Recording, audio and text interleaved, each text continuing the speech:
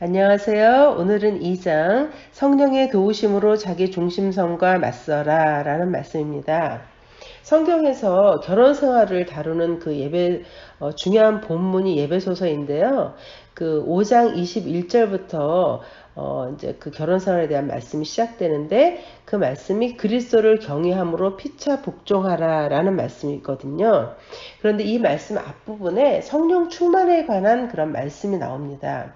그러니까 여기서 사도 바울은 성령 충만에 대한 말씀을 다 설명하신 다음에 바로 결혼에 대해서 지금 설명하고 계시는데요.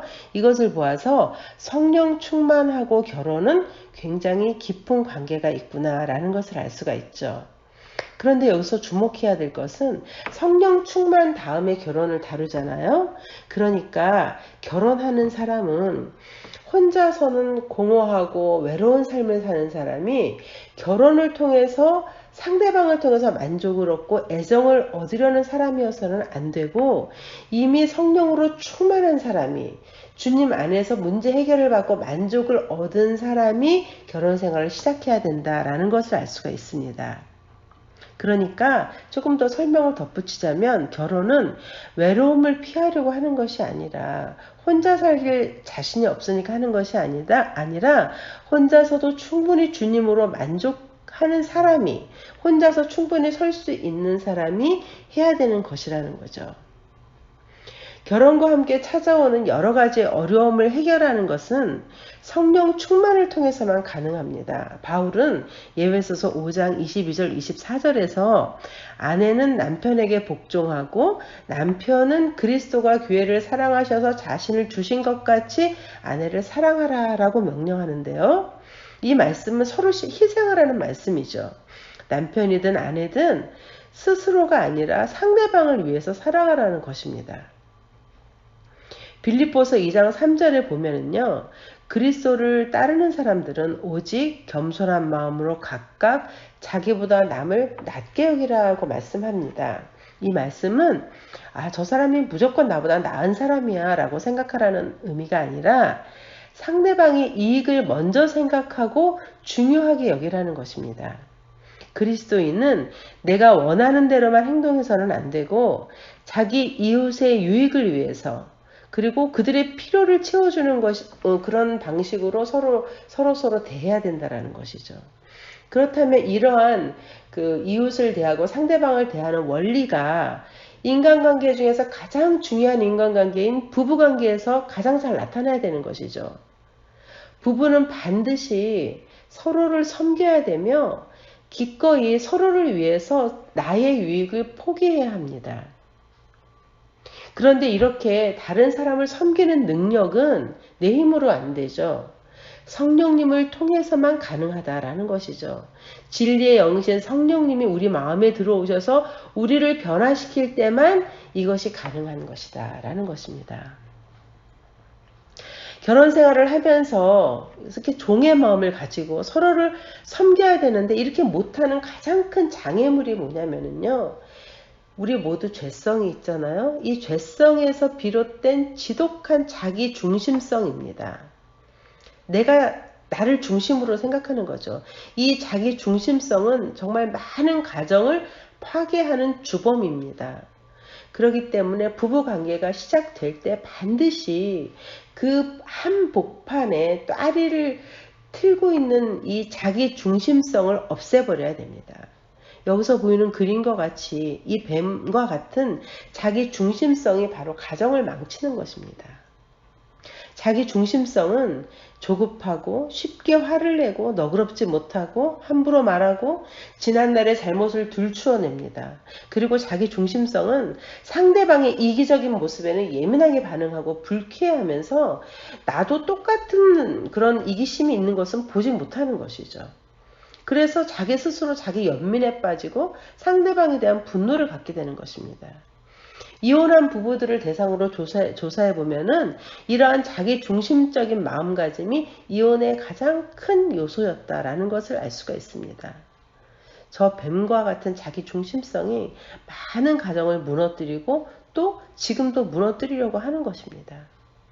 성령의 도우심이 없다면, 다시 말해서 성령의 도우심으로 우리의 영혼에 주님의 사랑을 계속해서 가득 채우지 않는다면 이러한 자기 중심성을 벗어나는 것은 불가능합니다. 그러나 우리의 마음이 성령으로 충만해서 예수님의 사랑으로 충만하게 된다면은 배우자가 설령 차가운 태도로 나에게 대한다 할지라도 별로 영향받지 않는 거죠. 왜냐하면 내 안에는 성령이 충만하고 예수님의 사랑이 충만하기 때문에 별로 영향받지 않고 더 나아가서 사랑으로도 대할 수 있는 것입니다. 결혼의 행복은 예수님이 우리에게 해주신 대로, 나에게 해주신 대로 나도 배우자의 행복을 내 행복보다 먼저 생각할 때 가능한 것입니다. 그러면 이렇게 물어볼 수 있죠. 나는 배우자의 행복을 위해서 그의 필요를 채워주는데 그러면 내가 얻는 것은 무엇입니까? 라고 물어볼 수 있죠. 여기에 대한 답은 행복입니다. 행복은 상대방을 이용해서 얻는 것이 아니라 섬길 때 얻어지는 것이기 때문입니다. 기독교는 삼위일체 하나님, 성부, 성자, 성령 하나님을 믿잖아요. 그런데 성부, 성자, 성령 하나님은 삼위이신데 서로를 높이고 사랑하십니다. 하나님이라는 우리가 섬기는 하나님의 존재 자체가 이렇게 상대방을 위하는 그런 성향이 있으십니다. 그래서 예수님도 우리를 위해서 죽으신 것이죠. 이것이 바로 하나님의 성품입니다. 우리는 하나님의 성품으로 창조되었죠. 그러므로 우리 역시도 하나님과 이웃을 섬기도록 창조된 것입니다. 하나님께 순종하는 일보다 나의 행복을 우선순위에 두는 사람은 하나님이 나를 원래 창조하신 원래 모습에 맞지 않기 때문에 행복할 수가 없죠. 이 원리를 예수님은 마태복음 16장 25절에서 누구든지 제 목숨을 구원하고자 하면 잃을 것이요 누구든지 나를 위하여 제 목숨을 잃으면 찾으리라 라고 말씀하셨습니다. 이 말씀을 결혼 생활에 적용시켜 보면은 자신의 행복을 쫓기보다 내가 원하는 대로 살기보다 서로 섬겨봐라. 서로 먼저 상대방을 위해줘 봐라. 그렇다면 분명 더 새롭고 깊이 있는 정말 깊은 행복감을 맛보게 될 것이다 라는 것이죠. 결혼은 하나님의 세우신 제도이기 때문에 그렇습니다. 하나님이 그렇게 해야 행복하도록 결혼을 만드셨기 때문에 그런 것이죠. 고린도 후서 5장 15절에 보면은요. 그가 모든 사람들 대신하여 죽으심은 살아있는 자들로 하여금 다시는 그들 자신을 위하여 살지 않고 오직 그들을 대신하여 죽었다가 다시 살아나신 이를 위하여 살게 하려 함이라고 말씀합니다. 성경은 하나님과 이웃이 아니라 나만을 위해서 사는 것을 죄의 핵심이라고 지적합니다. 나만 위해서 사는 것은 죄라는 것이에요. 그래서 가장 으뜸가는 율법이 첫 번째는 하나님을 사랑하라, 두 번째는 이웃을 내 몸과 같이 사랑하라 라는 것이죠. 남녀가 서로 매력을 느껴서 결혼하고 시간이 지나면은 일반적으로 세 가지 증상이 나타난다고 합니다. 첫 번째는 그렇게 나를 사랑해 주던 그 내 배우자가, 파트너가 얼마나 이기적인 사람인지 깨닫게 되고요. 두 번째는 근데 그 사람도 나를 가리켜 이기적이라고 한다는 것이죠. 세 번째는 그런데 배우자의 이기심이 나보다 더 심한 것 같다. 배우자의 이기심이 더 문제가 되는 것 같다라고 결론을 내린다고 합니다. 그래서 서로 정말 아슬아슬한 결혼 생활을 이어나가는 것이죠. 이것을 피할 수 있는 길은 이 모든 것이 이기심, 즉 자기 중심적인 마음가짐 때문인 것을 알고 이것이야말로 정말 결혼 생활의 가장 큰 장애물이구나라는 것을 인정하는 것입니다. 가정의 치유를 위해서는 부부가 같이 노력하면 가장 좋겠죠. 그렇지만 보통은 한 사람이 먼저 시작할 경우가 많습니다. 그런데 내가 먼저 시작해도 상대방이 즉각적으로 변하지는 않을 것입니다. 그러나 내가 달라진 태도와 행동을 되풀이해서 한 번 하고 왜 내가 이렇게 달라졌는데 당신은 안 달라져가 아니라 내가 달라진 태도와 행동을 계속해서 되풀이해서 보여준다면 상대방의 마음도 차츰 부드러워질 것이고 또 내가 상대방의 약점을 막 사납게 파헤치면서 비난하지 않으면 배우자도 그래 그거 내 잘못이야 라고 인정하기가 쉬워지는 것이죠.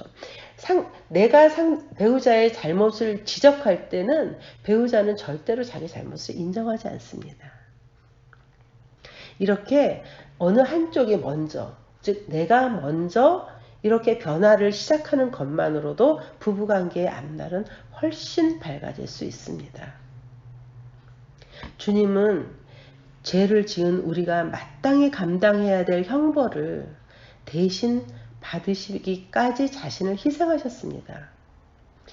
주님은 나 때문에 버림받은 아픔과 지옥의 고난을 십자가에서 몸소 겪으셨습니다. 모두가 나와 우리를 위해서 행하신 일이었습니다. 이러한 주님의 희생을 통해서 우리는 아버지의 사랑에 충만한 천국의 눈을 뜨게 되었죠. 주님의 사랑이 지옥의 절망에서 하늘나라를 세우신 것입니다. 주님의 사랑이 우리 한 사람 한 사람의 심령을 소생시켰습니다. 그러므로 우리도 자신을 비우고 사랑으로 배우자를 섬길 수 있게 되었습니다. 요한 1서 4장 19절에 우리가 사랑함은 그가 먼저 우리를 사랑하셨음이라 라고 말씀합니다.